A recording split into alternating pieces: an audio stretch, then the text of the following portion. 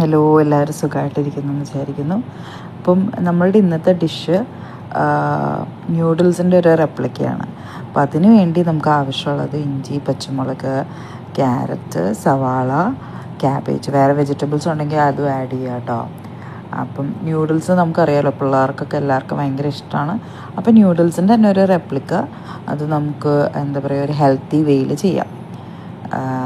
അപ്പം പാൻ വയ്ക്കുക, എണ്ണ ഒഴിക്കുക, ഇഞ്ചി, പച്ചമുളക്, സവാള, പിന്നെ എൻ്റെ കൂടെ ഇച്ചിരി ഉപ്പിട്ട് കൊടുക്കുക. അതൊക്കെ എല്ലാവർക്കും അറിയാൻ പറ്റും, ഉപ്പിട്ടിട്ടുണ്ടെങ്കിൽ പെട്ടെന്ന് വഴന്ന് കിട്ടും എന്നുള്ളത്. അപ്പം അത് കഴിഞ്ഞ് നല്ലോണം വഴന്ന് കഴിയുമ്പം നമ്മളുടെ വെജിറ്റബിൾസ്, എൻ്റെ കയ്യിലിപ്പോൾ ക്യാബേജും ക്യാരറ്റും ഉണ്ടായിരുന്നുള്ളൂ. വേറെ ബ്രൊക്കോളി അല്ലെങ്കിൽ ക്യാപ്സിക്കം ഒക്കെ ഉള്ളവർക്ക് അതൊക്കെ ഇടാം കേട്ടോ. അതെല്ലാം ഇട്ട് നല്ലോണം സോട്ട് ചെയ്യുക.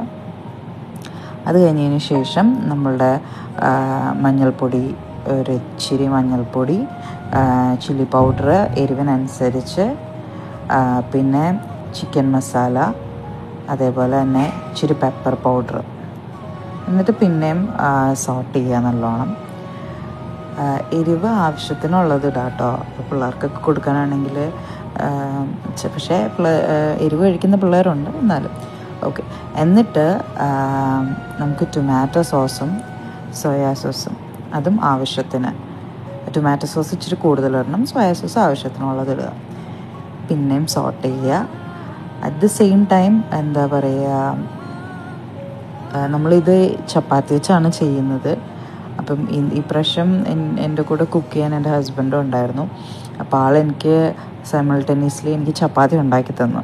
ചപ്പാത്തിയും നമ്മളുടെ ന്യൂഡിൽസ് പോലെ, അതായത് ഇങ്ങനെ റോൾ ചെയ്തിട്ട് കട്ട് ചെയ്തെടുക്കുക. അപ്പം അത് സോസുകൾ ഇട്ട് കഴിഞ്ഞതിന് ശേഷം നമുക്കപ്പോൾ കട്ട് ചെയ്ത് വെച്ച ചപ്പാത്തി ഇടുക, എല്ലാവരും മിക്സ് ചെയ്യുക.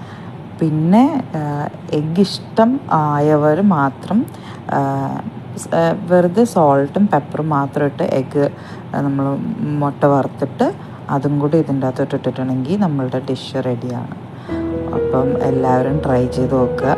ഇത് സ്നാക്കായിട്ട് കഴിക്കാം, പിള്ളേർക്ക് സ്കൂളിൽ കൊടുത്തു വിടാനും, അതേപോലെ തന്നെ ഇടയ്ക്ക് ഡിന്നറായിട്ട് കഴിക്കാനും ഒക്കെ നല്ലതാണ്. അപ്പം എല്ലാവരും ട്രൈ ചെയ്ത് നോക്കുക കേട്ടോ. Thank you.